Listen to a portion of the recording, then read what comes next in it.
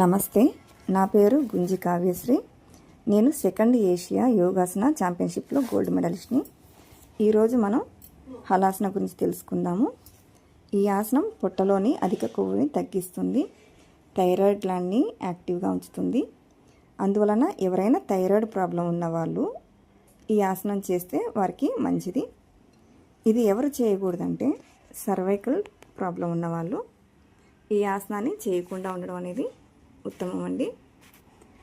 ఇలా ప్రతిరోజు మీరు ఈ ఆసనాన్ని ఆచరిస్తూ ఉన్నట్లయితే మీకు ఈ థైరాయిడ్ ప్రాబ్లం ఉంటుంది కదా, ఆ ప్రాబ్లం అనేది గ్రాడ్యువల్గా నెమ్మదిగా తగ్గుతూ వస్తుంది.